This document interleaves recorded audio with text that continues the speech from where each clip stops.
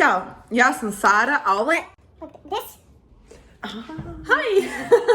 Evo je! Jel radimo? Radimo. Eto, to vam je želja, odluka, akcija. O tome danas pričam. Neplanirano. Tema videa? Odakle početi kada želite nešto da menjate u svom životu? Kada niste zadovoljni tu gde ste i kada imate tu goruću želju da nešto promenite. Što bi ja rekla, kada duša vrišti promjena. Pred uslov je da vam se nešto Otkači u glavi. Samo ne kažite Pa jeste, baš smo se šalile na taj račun, ali zaista moraš malo da si lud. Ludost te dovede do ignorisanja, do pozitivnog stava i do jednostavno ono kao da pratiš neki svoj put. Što kažu u filmu Mi nismo anđeli, u današnje vreme stvarati brak, to je ludost. Nadamo da ćemo malo ulepšiti dan i da ćete uživati uz ovaj video. Nadam se da će vam služiti. U svakom slučaju mi ćemo se u ovom videu samo osvrnuti na neke generalne stvari. Osnovne neke principe kojih se mi držimo i odgovore koje bismo dali na brzinu da nas neki prijatelj zaustavi i kaže ej, znači, dosta mi je ovoga, gde sam, kako da počnem? Najbitnije po nama, bit će mnogo najbitnijih stvari, ali ajde, krenuo bar od nečega. Da, čekaj se mora krenuti. Bilo preduslov, ovo je sad preduslov, je taj da zaista prvo prihvatimo gde smo. Jer ako ne prihvatimo situaciju u kojoj smo, u okruženju u kojem se nalazimo, da je to trenutno stanje, dalje nećeš moći. Jone.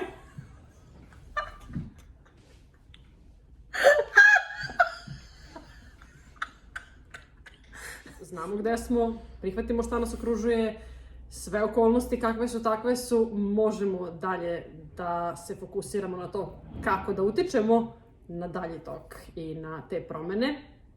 I otvorenost za te promene je identično bitna kao i prihvatanje. I znate i sami, čuli ste 100 puta da život počinje kad izađete iz zone komfora. Da. I mi vam to potvrđujemo jer ovaj video je upravo van naše zone komfora. Je nešto što smo mi bili kao hoćemo uraditi, nećemo, ajmo, radimo. Da, mislim da je kada tako hoćeš da kreneš u nešto vrlo važno da pustiš da se slegne i jednostavno doneseš tu odluku jer svoj život ne možeš da zamisliš drugačije, a da nisi to nešto uradio.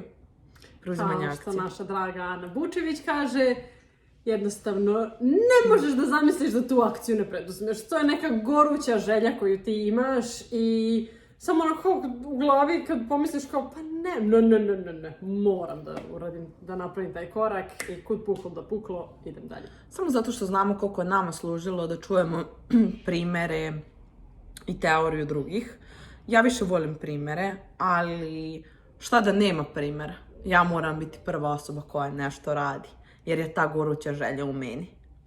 Dakle, kada smo prihvatili, negdje smo doneli odluku da želimo da se menjamo, počnemo da čitamo, pratimo audio, knjige, videe, ne znam, bilo koji način, jednostavno da želite da, bilo koji izvor odakle želite da dolazite do neke inspiracije za promenom.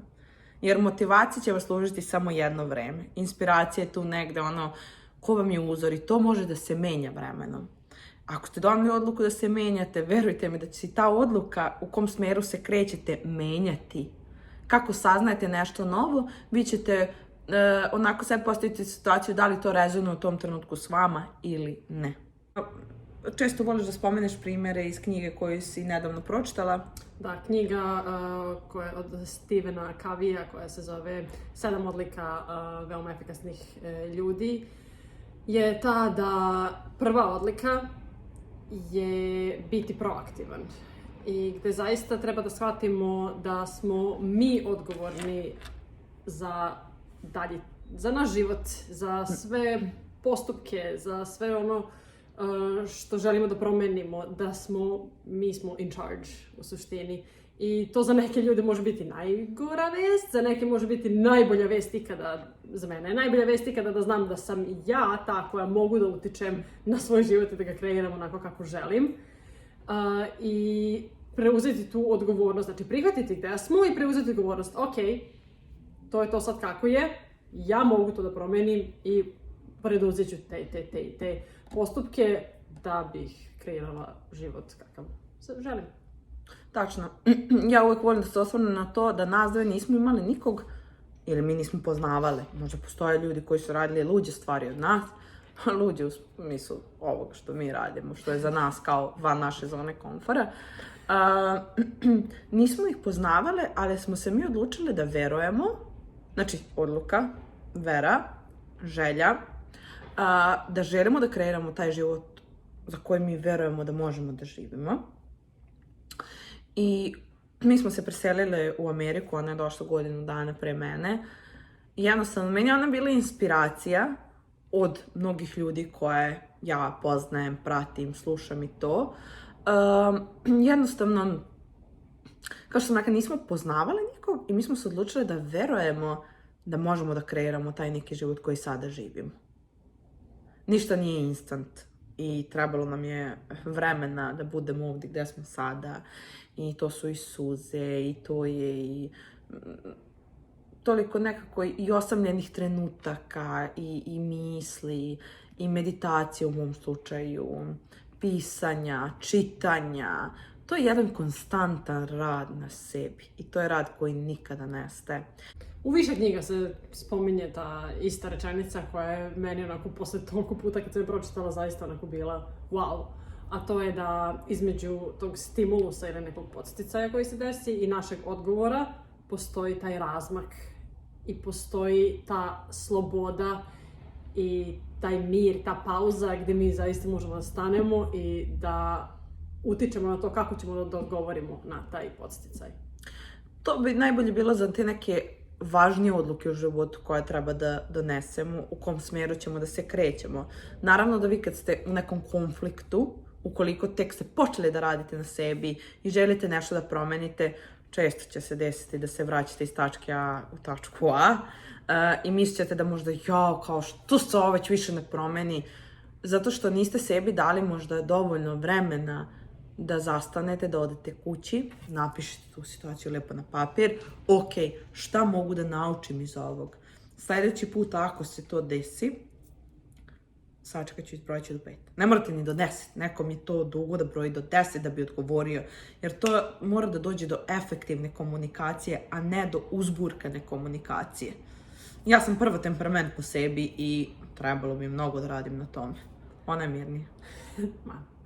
Da, ali kad shvatite da zaista imate tu neku pauzu i taj neki prostor da razmislite i donesete odluku, tu se sve te promjene dešavaju i do toga se dolazi vežbom, kao što ni u teretanu kada idete i kada želite da radite na sebi, ne može instant, ne može odmah i bez obzira što vi možda znate kako treba da izvodite neke vežbe, šta treba da radite, kako treba da se hranite, ako vi zaista to ne primenjujete svakodnevno, više puta nedeljno, na mesečnom nivou, vi nećete vidjeti nikakve promjene. I znati nešto u teoriji, a ne praktikovati to u životu je kao da ni ne znate.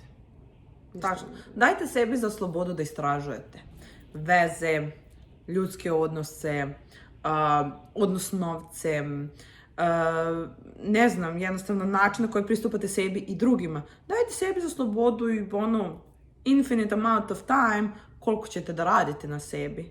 Jer što bi Simon Sinek rekao u njegovoj knjizi, Infinite Game je igra života koja se nikad ne završava, a mi smo samo finite ili ti igrači koji će doći tu, igrati tu igru, otići iz igre života, ali život se nikad u suštini ne prekida. Ja uvijek moram da kažem, tako ne znam, napravimo kao neku grešku u životu, što mi mislimo da greška nije, i onda samo kažem, šta ja znam šta je radila neka baba ili neki deda pre 50 godina, da li je to sada meni ili nekom drugom važno? Nije.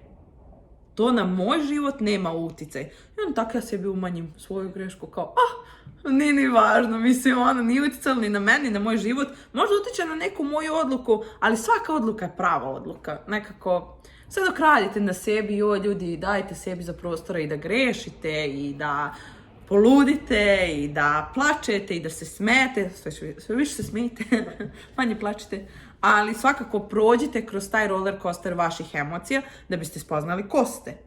Neko nema potrebu da plače i to je okej. Neko ima potrebu da plače i to je okej. Nas da smo vam različite i zato baš i mislimo da našim različitim primjerima, a opet nekakvom tom zajedničkom osnovom i tim vrednostima i ono čemu težimo, možemo da vam damo ovako jedan širok spektar primjera iz naših života, opet govorimo to samo primjer iz naših života, kako zaista možete da dođete do istog možda cilja, sličnog, ali na totalno različite načine i dve totalno različite osobe. I da živite vašu definiciju. Svaka ima svoju neku definiciju sreće i ne znam, prosperiteta i svega. I treba živjeti prosperitet i treba da želite više za sebe. Ne u smislu da ste gladni novca, ali u smislu da ste gladni kako mogu da pružim više i da se sama ta energija, pošto i novac je energija, onako vrti nekako u mom životu.